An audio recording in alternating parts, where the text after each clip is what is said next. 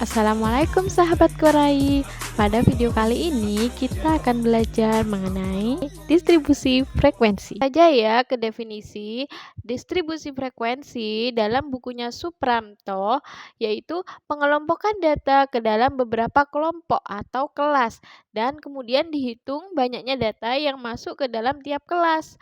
Tujuan pengelompokan ini untuk memudahkan pemahaman terhadap data yang disajikan karena bentuknya yang ringkas dan jelas.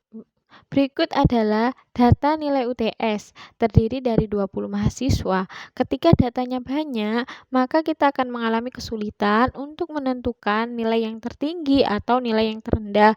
Begitu pula frekuensi nilai yang sering muncul, sehingga kita perlu untuk menyusun tabel distribusi frekuensi. Langkah untuk menyusun tabel distribusi frekuensi yaitu yang pertama, urutkan data dari yang terendah ke yang tertinggi. Ketika menggunakan Excel, kita bisa blok dari kolom nama dan nilai. Selanjutnya kita pilih data, pilih sort, kemudian urutkan berdasarkan nilai yang terendah atau yang terkecil. Selanjutnya, langkah kedua yaitu menentukan rank atau nilai jarak. Rank ini diperoleh dari data yang tertinggi dikurangi data yang terendah. Caranya gimana? Yaitu yang pertama kita cari min sama dengan min, kemudian blok data, kita enter. Sama halnya ketika kita mencari nilai maksimal ya, yaitu sama dengan max, kemudian kita blok datanya sama ya, kemudian kita enter. Setelah itu kita bisa mencari nilai jaraknya, yaitu nilai yang tertinggi, kemudian kita kurangi dengan nilai yang terendah atau nilai yang terkecil. Jadi hasilnya itu sama dengan 28. Rumus ini digunakan untuk data yang masih acak. Misalkan datanya sudah diurutkan, kalian bisa langsung saja ditulis. Langkah ketiga, menentukan jumlah kelas interval. Kita dapat menentukan jumlah kelas interval itu menggunakan rumus Sturges. Jumlah kelas interval itu sama dengan 1 ditambah 3,322 log N. N ini dari mana? N ini jumlah data atau banyaknya data. Dengan rumus ini, kita bisa hitung ya jumlah kelas intervalnya, yaitu sama dengan 1 ditambah 3,322 dikali log 20, karena jumlah datanya ada 20, yaitu hasilnya 5,322 sekian.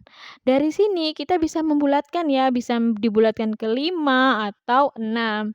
Kita bisa sesuaikan, kita butuh 5 atau 6, nanti sesuai dengan data.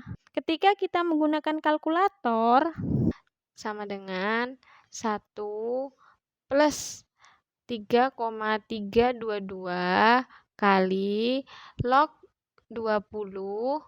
Kenapa log 20? Karena jumlahnya ada 20 data, yaitu hasilnya 5,322. Langkah keempat, menghitung panjang atau lebar kelas interval. Panjang kelas itu seperti apa ya? Saya contohkan gini ya, misalkan nih, dalam satu kelas itu terdiri dari angka 5, 6, 7, 8. Maka kan jumlahnya ada 4 nih, maka panjang kelasnya itu sama dengan 4. Ketika ditulis dalam tabel distribusi frekuensi itu 5 sampai 8. Dari 5 sampai 8 ini ada 4 panjang kelasnya. Kemudian rumusnya apa? Panjang kelas itu sama dengan nilai jarak atau R range ya dibagi dengan jumlah kelas. Nilai jaraknya berapa? 28. Kemudian kita bagi ya dengan jumlah kelasnya berapa? 5,322 sekian. Jadi hasilnya berapa? 5,26 sekian. Jadi panjang kelasnya itu bisa 5 atau bisa 6. Kita bisa sesuaikan dengan kebutuhan. Nanti ya saya kasih tahu caranya. Langkah kelima, kita akan membuat tabel distribusi frekuensi. Pertama, saya akan menyediakan 3 kolom.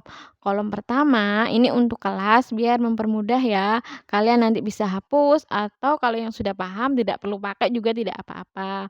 Sedangkan kolom kedua yaitu untuk interval kelas atau panjang kelas. Kolom ketiga yaitu untuk frekuensi.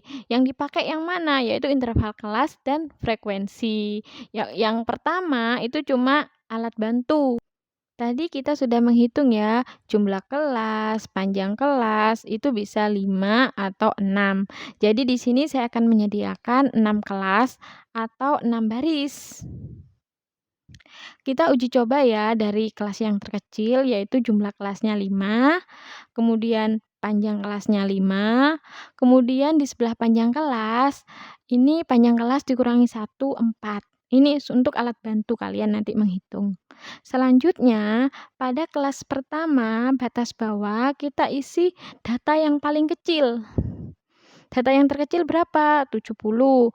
Selanjutnya, untuk batas atas kita isi batas bawah ditambah dengan 4 tadi ya. Soalnya kenapa 4? Kan 70 sampai 74 kan 70, 71, 72, 73, 74. Itu panjang kelasnya 5. Untuk kelas kedua, yaitu batas bawah, kita akan mengisi yaitu batas atas kelas pertama ditambah 1. Selanjutnya, untuk batas atas itu sama dengan batas atas kelas 1 ditambah panjang kelas, yaitu berapa? 5. Kemudian kita tekan kunci dengan menekan tombol Fn plus F4, enter.